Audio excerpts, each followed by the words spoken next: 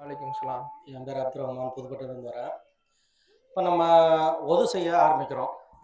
காலனியை கழட்டி விட்டுட்டு தான் ஒது செஞ்சால் கூடுமா, இல்லை காலனியோட ஒது செஞ்சால் கூடுமா அப்படின்னு கேட்குறாங்க. செருப்பை பொறுத்த வரையில அது நம்முடைய ஆடை மாதிரி தான் ஆகும். நம்முடைய ஆடைகள் எப்படி இருக்குதோ அது போலதான் இந்த செருப்பும் ஒரு காலுக்கு அணியக்கூடிய ஒரு அணிகலன், ஒரு ஆடை, அவ்வளவுதான்.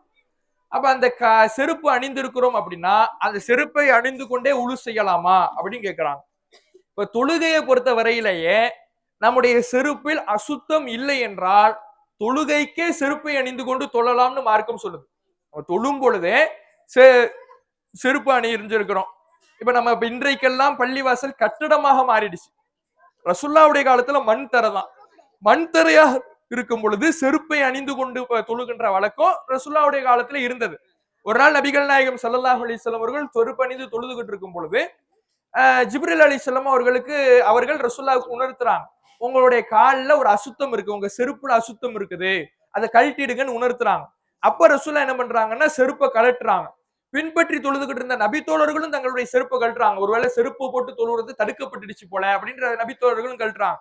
அப்ப ரசூல்லா திரும்ப தொழுது முடிச்சுட்டு அதை விளக்கும் பொழுது சொல்றாங்க, செருப்பை கழட்டிட்டு தான் தொழணுங்கிறதுன்னு அவசியம் இல்லை, செருப்பை போட்டுட்டு தொழுறதுக்கு எந்த தடையும் இல்லை, என்னுடைய செருப்புல அசுத்தம் இருந்துச்சுன்னு ஜிப்ரீல் எனக்கு சொல்லி கொடுத்தாரு, அதனால என் செருப்பை கழட்டினேன், அதனால செருப்பை கழட்டிட்டு தான் தொழணும் அப்படிங்கிறது அவசியம் இல்லை, செருப்பு அணிந்து கொண்டே தொழலாம் அப்படிங்கறத ரசூல்லா இந்த செய்தியின் மூலமாக சொல்லி காட்டுறாங்க.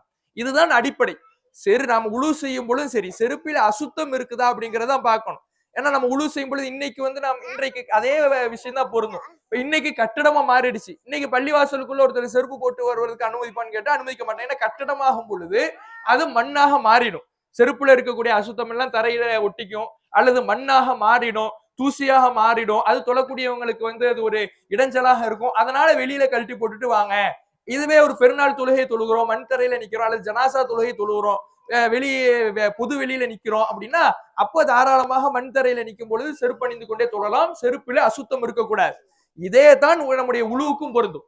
உழுவை பொறுத்தவரையில நாம நம்முடைய முழுமையாக நம்முடைய உறுப்புகளை உழுவின் பொழுது கழுவ வேண்டிய உறுப்புகளை கழுவியாகணும். அதுதான் அடிப்படை. இப்ப உழுவின் பொழுது கழுவ வேண்டிய உறுப்புகள்ல காலும் ஒன்று.